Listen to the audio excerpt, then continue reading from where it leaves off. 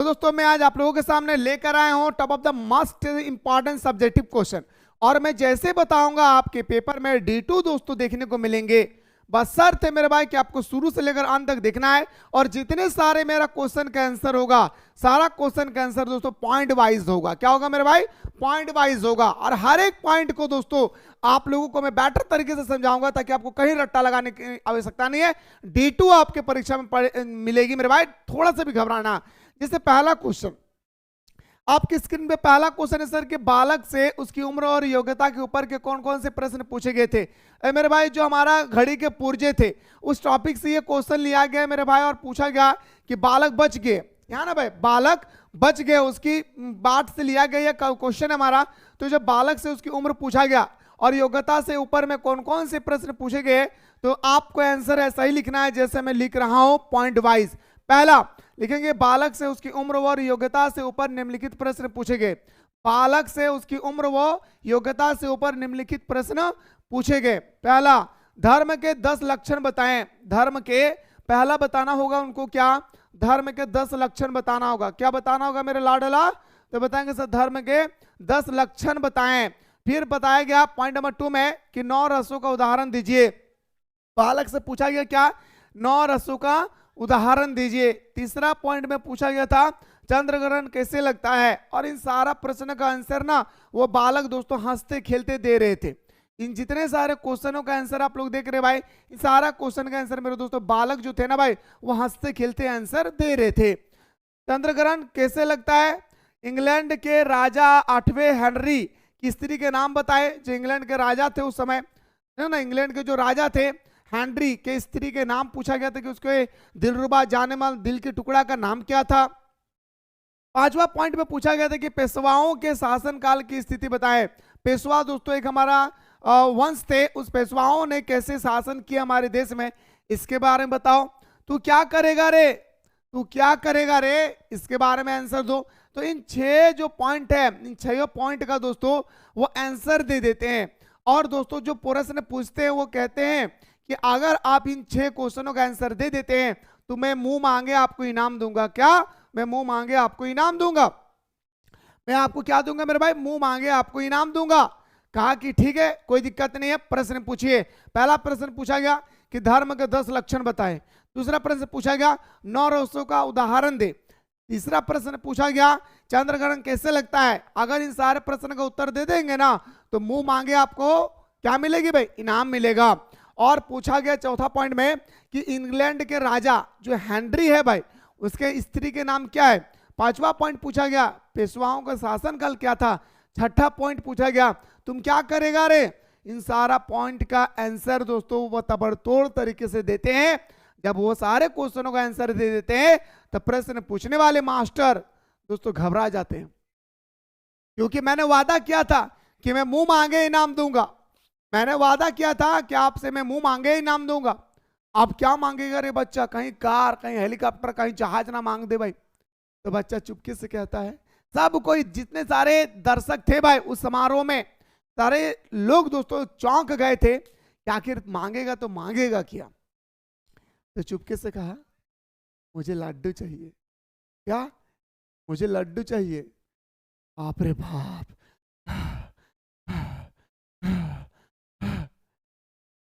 गहरी सांस लिया भाई। कौन? गहरी सांस लिया कौन? जिसने प्रश्न पूछा था। मैं तो डर ही गया भाई कहीं हेलीकॉप्टर ना मांग ले।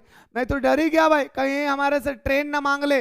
मैं तो डर ही गया सर कि कुछ भी और बड़े बड़े चीज ना मान ले। लड्डू मांगा है भाई। लगता है ऐसा दोस्तों कि कोई सिखाया होगा कि लड्डू आपको पसंद है इसलिए आप लड्डू मांगिए। ये तो सर क्वेश्चन। और जब भी इसका आंसर आए, जब भी इसका आंसर लिखना है पॉइंट वाइज लिखना है। पहला क्वेश्चन। दूसरा क्वेश्चन है सर बड़ी बहुरिया अपने माँ के संदेश क्यों भेजना चाहती थी। अरे बड़ी बहुरिया बड़ी तकलीफ देती है। अरे भाई बड़ी बहुरिया की स्टोरी क्यों भेजना चाहते थे? क्योंकि बड़ी बहुरिया का जाने मन दिल के टुकड़ा जिस दुनिया से चले जाते हैं, जब चले जाते हैं मेरे दोस्त तो उसके परवरिश कौन करेंगे। उसका देवर देवरानियां जो थे वो भी घर छोड़कर चले गए। सिर्फ घर आते थे साल भर में 2 टाइम। एक आपका धान का समय आते थे और एक आपका आम के समय आते थे। इन धान और आम के बंटवारा को लेकर के दोस्तों वो अपने शहर चले जाते थे। है ना। चलिए सर अब बात करते हैं दोस्तों, क्यों मायके जाना चाहते थे भाई, बड़ी बहुरिया अपने मायके क्यों संदेश भेजना चाहती थी, पॉइंट वाइज लिखना है भाई। पहले, बड़ी बहुरिया बड़ी हवेली में अपने पति की मृत्यु के पश्चात अकेले रह गई भाई। बिल्कुल, अगर किसी का अगर हस्बैंड इंतकाल कर जाएंगे तो मेरे दोस्तों उनको अकेले रहना पड़ेगा भाई। वैसे ही हमारे बड़ी बहुरिया के साथ हुआ। बड़ी बहुरिया के दोस्तों पति मरने के पश्चात उनको अपने घर में अकेले रहना पड़ा, इतना बड़े महल में। दूसरा पॉइंट, उसके 3 देवर शहर में रहने चले गए। अब उसका जो 3 को देवर थे ना भाई, देवर देवरानियां जो थे, वो देवर देवरानी दोस्तों शहर चले गए रहने के लिए। अब घर हो गया खाली, ठीक है, सारा काम उसे खुद करना पड़ता था, और जितने सारे उस महल का काम थे सारा काम को दोस्तों वो खुद करते थे। कौन? हमारा बड़ी बहुरिया। इसलिए कहते थे कि मैं कितना दिन भतुआ साग खा खा कर जीऊंगा। अरे हरगोविंद जाओ मेरे मम्मी से कह देना कि तेरी बेटी वहां पे भतुआ साग खा खा के कितना दिन जिएगा। अगला, एक नौकर बचा था वो भी भाग गया था। घर में जायदाद गहना कपड़ा सभी का बंटवारा हो गया। घर में जमीन जायदाद जो थे, कपड़ा गहना जेवरात जो थी, वो सारे चीजों का क्या हो गया था भाई, बंटवारा हो गया था। क्या हो गया था मेरे भाई, सारा चीजों का बंटवारा हो गया था।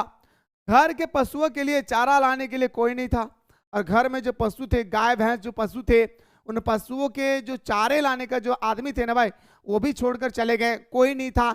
क्योंकि जब बड़ी बहुरिया के हस्बैंड थे तो दोस्तों वो सारे काम को खुद कर लेते थे, लेकिन जैसे उनके हस्बैंड की इंतकाल हो गई, इस दुनिया से चल बसे, तो मेरे भाई पशुओं को चारा कौन खिलाएगा, एक टेंशन हो गया सर।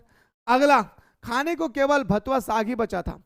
मेरे दोस्त इतने बड़े महल, जिस महल को देखकर गांव के सारे लोग नीचे से सर झुकाकर चलते थे, आज उसी महल में बड़ी बहुरिया तड़प तड़प कर कहती है कि मैं भतुआ साग खाकर कब कब जीऊं, मैं भतुआ साग खाकर मैं कब तक जीऊं। बड़ी बहुरिया को अभाव के जीवन में जीवन यापन करना एकीकापन सता रही थी भाई। और बड़ी बहुरिया अकेले इतने बड़े महल में भाई, बड़ी बहुरिया अकेले इतने बड़े महल में दोस्तों अकेले रहने में दोस्तों उनको जीवन सता रही थी भाई। अब इतने बड़े महल में अगर मैं आपसे कहूंगा कि आप अकेले रहिए, क्या आप रह पाएंगे?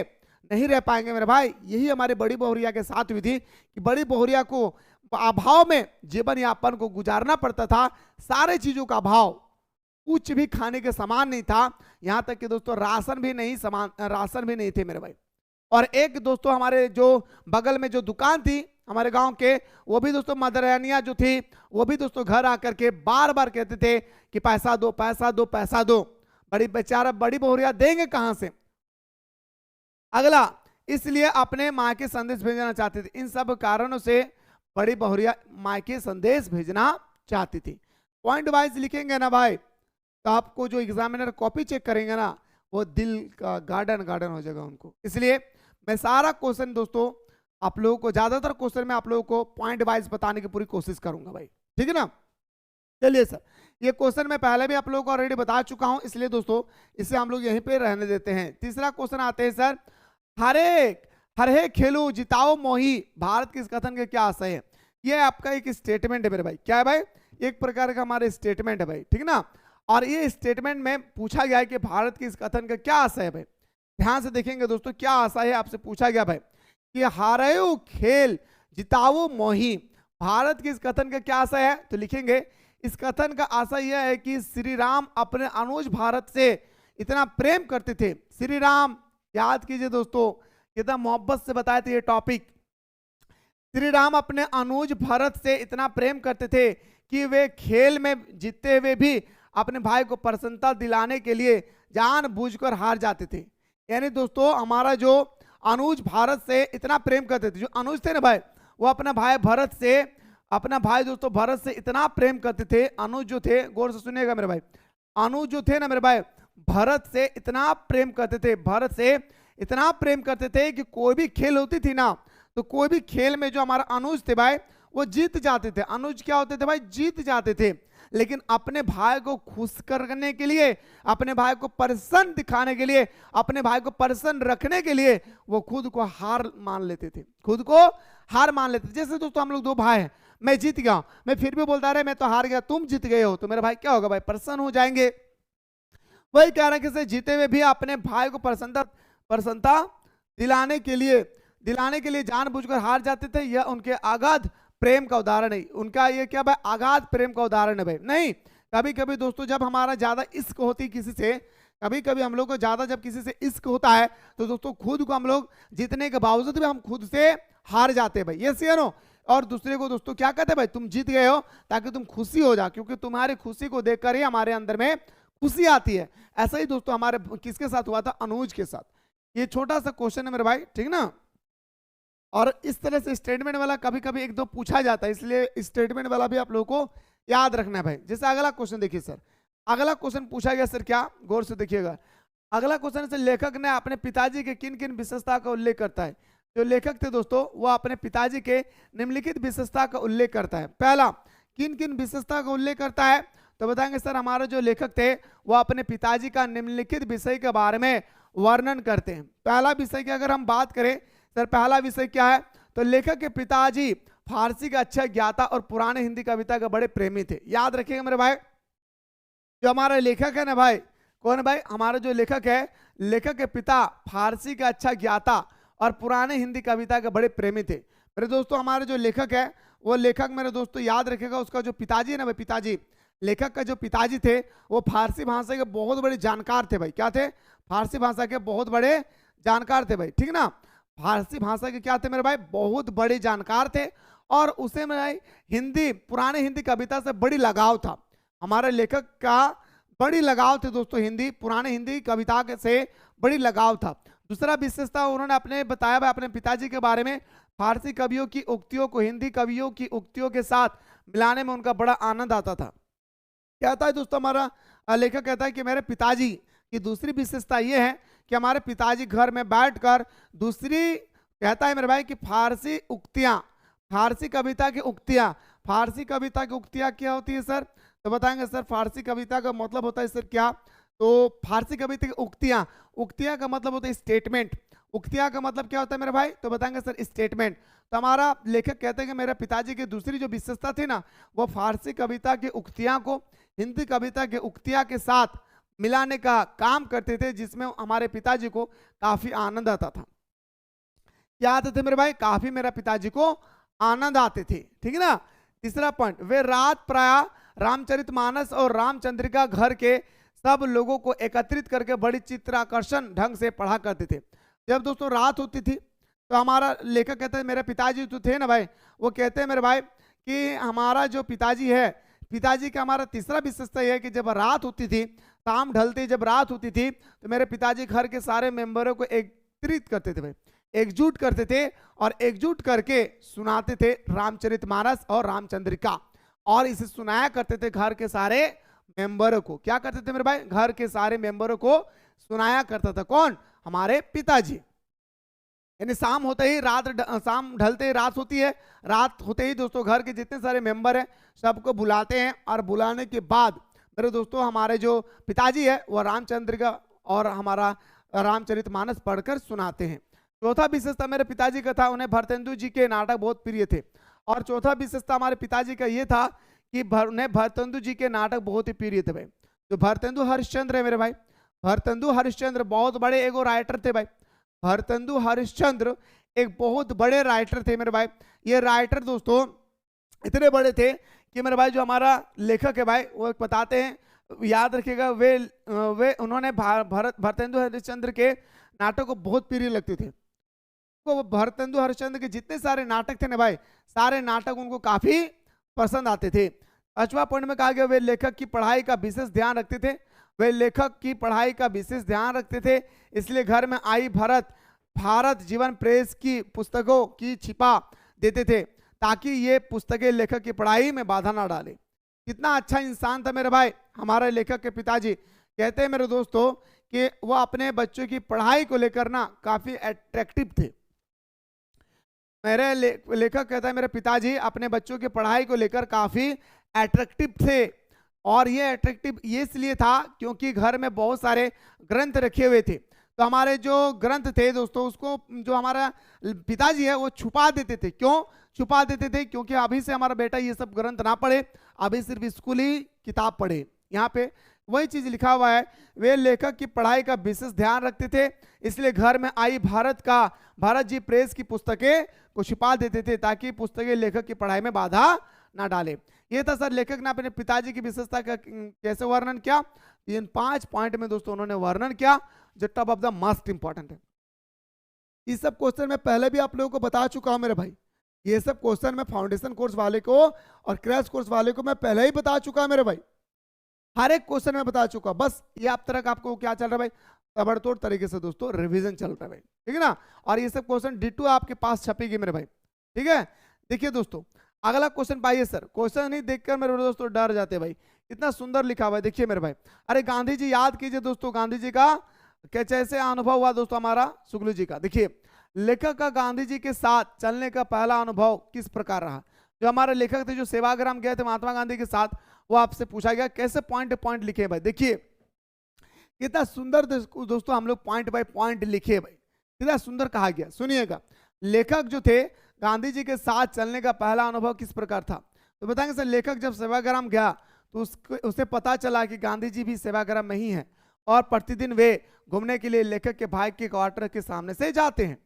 अब हमारे जो लेखक है मेरे दोस्त, वो हमारे जो लेखक है ना भाई, वो लेखक बताते हैं, लेखक जब सेवाग्राम पहुंचते हैं, लेखक जो है जब वो सेवाग्राम पहुंचते हैं तो लेखक कहते हैं कि मैं सेवाग्राम आने के बाद मुझे पता चला कि गांधी जी भी हमारा सेवाग्राम में ही है। लेखक कहते हैं कि जब हम सेवाग्राम पहुंचते हैं तो मुझे सेवाग्राम जाने के बाद ये पता चलता है कि गांधी जी भी सेवाग्राम में ही है। आगे कहते हैं कि वे प्रतिदिन वे घूमने के लिए लेखक के भाई के क्वार्टर के सामने से जाते हैं। गांधी जी सेवाग्राम में ही है और गांधी जी जो है सुबह सुबह दोस्तों क्या होती है, मेरे भाई के क्वार्टर से गुजरते हैं, पहला। दूसरा पॉइंट था सर, लेखक भी सुबह जल्दी उठकर 7 बजने का इंतजार करने लगा क्योंकि गांधी जी ठीक 7 बजे वहां से जाते थे। अब लेखक मेरे दोस्तों जो थे वह लेखक कहते हैं कि मैं 7 बजे का ठीक इंतजार कर रहा था। मैं कितने बजे का, मैं 7 बजे का ठीक इंतजार कर रहा था और इसलिए इंतजार कर रहा था क्योंकि 7 बजे ही मेरे क्वार्टर से होकर वो गुजरेंगे और जब वो हमारे क्वार्टर से होकर रवाना होंगे तो मैं उसके साथ मुलाकात करूं। इसलिए दोस्तों 7 बजने का हमारा लेखक तो जो थे वो इंतजार कर रहे थे कहीं 7 बजे और मैं गांधी जी के साथ साथ चलूं। तीसरा, ठीक 7 बजे आश्रम का फाटक लाग कर गांधी जी अपने साथियों के साथ सड़क पर आ गए थे। मेरे दोस्तों ठीक 7 बजे आश्रम का फाटक लाद कर गांधी जी अपने साथियों के साथ सड़क पर आ गए। उन पर नजर पड़ते ही लेखक प्रसन्न हो उठता है और जैसे ही दोस्तों हमारी नजर गांधी जी पर पड़ा, गांधी जी, अरे बाप रे बाप, अरे आपको देखने के लिए तो हम इतना दूर आए सेवाग्राम से, इतना दूर देखने के लिए आपको गांधी जी, आपको देखकर मेरा मन गदगद उठता है जैसे वो लड़का को लड़की को देखकर गदगद हो उठता है। ठीक है, आगे कहता है दोस्तों कि नजर पड़ते ही लेखक प्रसन्न हो उठा। गांधी जी हूबहू ऐसा ही लग रहा था। लेखक कहता है कि गांधी जी हूबहू ऐसा ही लग रहा था जैसे मैं घर में देखा था पिक्चर में, जैसे मैं घर में जो मेरा पिक्चर था गांधी जी का वैसा ही लग रहा था जैसे मैं अभी देख रहा हूं भाई उनको, जैसे उन्हें चित्र में देखा था। यहां तक कि कमर के नीचे से लटकती घड़ी भी लेखक को परिचित सी लगती है। लौंगटा पहनता था भाई गांधी जी, लौंगटा धोती को दोस्तों 2-4 पाक यहां से लगा लेते थे भाई, है ना, साड़ी जैसे पहनते हैं। वही कहता है यहां तक कि कमर के नीचे से लटकती घड़ी भी लेखक को परिचित सी लगती है। चौथा पॉइंट, लेखक व उनके भाई बलराज दोनों बड़ी ही देर में गांधी जी के साथ जा मिले। गांधी जी तब दोस्तों उसके द्वार से पार हो गए, तब जाकर दोस्तों गांधी जी के साथ दोनों भाई मुलाकात करते हैं। भाई का क्या नाम था, बलराज। लेखक व उसके भाई बलराज दोनों ही थोड़ी ही देर में गांधी जी के साथ जा मिले। पांचवा पॉइंट, बलराज जी ने लेखक का परिचय गांधी जी से करवाया। बलराज जी जो थे लेखक का परिचय, यानी दोस्तों बलराज उसका बड़ा भाई था, लेखक हमारा छोटा भाई थे, तो बलराज ने अपने लेखक मतलब दोस्तों हमारे जो लेखक थे वो हमारा गांधी जी से परिचय करवाते हैं। बलराज कहते हैं, बलराज कहते हैं हमारा बलराज, महात्मा गांधी जी क्या हुआ जी, ये मेरा भाई है, भाई आपसे बड़ी लगाव रखता है, ये मेरा भाई है बलराज, ये हमारा लेखक जो है ना मेरा लेखक है, समझे। तो बलराज ने अपने भाई का परिचय दिया मेरे दोस्तों गांधी जी से। लेखक कभी आसपास देखता है तो कभी नजर नीचे किए जमीन की ओर गांधी जी की धूल भरी चप्पलों को देखता है। गांधी जी को कभी, हमारे जो लेखक थे भाई, गांधी जी कभी, सॉरी, हमारे जो लेखक थे वो महात्मा गांधी जी को कभी आसपास देखते, कभी इधर उधर देखते हैं, तो कभी नीचे देखते हैं, तो कभी ऊपर देखते हैं, तो कभी धूल भरी चप्पलों को देखते हैं। और देखने के बाद साहस लेखक को याद आया कि गांधी जी एक बार रावलपिंडी भी आए थे। इतना कुछ देखने के बाद अब हमारा बलराज का भाई लेखक को यह पता चला कि मेरा भाई जो थे ना, बलराज, सॉरी, हमारा जो लेखक है वो कहते हैं कि बूढ़ा ये टकला सैलून में बाले उड़ा दिया भाई, इसे मैं तो देखा था रावलपिंडी में। इसे कहां देखा था? मैं तो रावलपिंडी में देखा था इसे, शायद ये वही व्यक्ति है। फिर महात्मा गांधी से पूछते, महात्मा गांधी जी आप एक बार रावलपिंडी गए थे ना? हाँ भाई, कैसे पता चला? मैं वहीं देखा था, मेरा फूफू घर है वहां पे। ठीक है, लेखक ने रावलपिंडी के बारे में पूछा। जो लेखक थे महात्मा गांधी से पूछते हैं, महात्मा गांधी जी आप एक बार रावलपिंडी गए थे ना? महात्मा गांधी जी बताइए ना, एक बार रावलपिंडी गए थे ना महात्मा गांधी जी? तो बताते हाँ। गांधी जी की भी यादें ताजी हो गई। अरे बाप रे बाप, इतना दिन का बाद आपको अभी भी याद है? हाँ महात्मा गांधी जी, मैं ना वहाँ आपसे मैं मुलाकात किया था, हमको याद है वो, इसलिए हम आपसे मिलने के लिए तरस रहा था। अच्छा, मतलब वहां की सारी बातें आपको याद है? जी हाँ महात्मा गांधी जी, मुझे सारी बातें वहां की याद है। अगला, वे भी धीमे स्वर में बात करने लगे और रावलपिंडी में बीते दिनों की याद करने लगे। और इस तरह से दोस्तों, जैसे मैं यहाँ पे लेखक और यहाँ पे महात्मा गांधी दोनों पीछे हाथ करके इस तरह से, बताओ रावलपिंडी में एक लड़की थी ना, तुम देखा था क्या? नहीं महात्मा गांधी जी ऐसा मत बोले, हम नहीं देखे थे।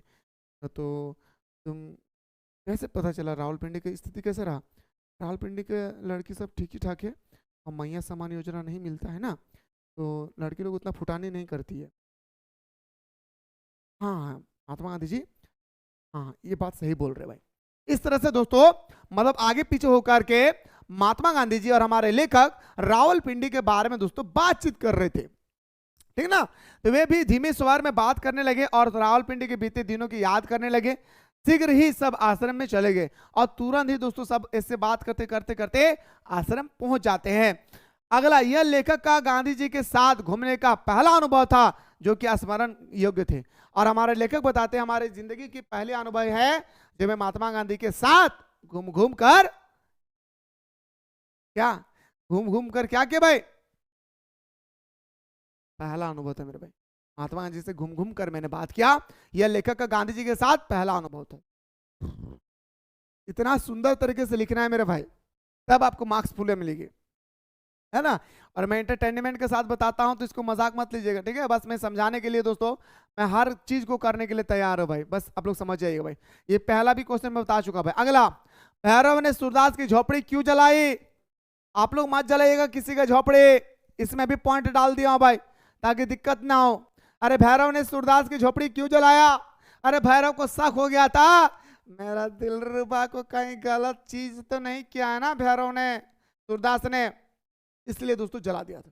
शक हुई थी क्योंकि भैरव और उसकी पत्नी का मारपीट होता था दोस्तों। हमेशा क्या होता था मेरे भाई? हमेशा मारपीट होता था। मारपीट की वजह से जो हमारी महिलाएं थी, भैरव की जो पत्नी थी भाई सुभागी दौड़ कर जाती है कहां पे?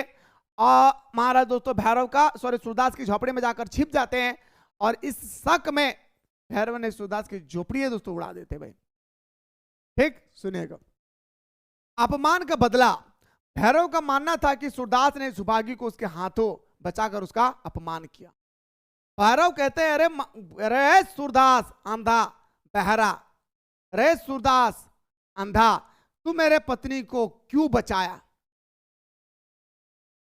ठीक है, तो भैरव का मानना था कि सूरदास ने सुभागी को उसके हाथों बचाकर उसका अपमान किया, साथ ही बिरादरी में भी उसका अपमान हुआ, अतः उसने सूरदास से बदला लेने के लिए उसका झोपड़ी जलाई। बिरादरी मतलब दोस्तों पड़ोस में भी उसका बदनामी हुआ और इस कारण से उन्होंने झोपड़ी ही जला डाला भाई। ना रहेगी बांस ना बजेगी बांसुरी।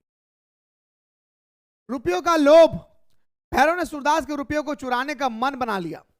अरे अंधा भिखारी, और इतना पैसा कहां से ला ले रे तू? तू तो अंधा भिखारी ले, हम इतना बड़ा दुकान चलाए रे, तो हमारे इतना पास इतना पैसा ना, तू कहां पिन लो रे तोर पैसा। भैरव को सूरदास की पैसे से दोस्तों लालची आ गया। क्या आ गया भाई? लालची आ गया। और भैरव ने मन बना लिया कि मैं सूरदास की पोटली को चुराऊंगा तो चुराऊं। मन बना लिया भाई।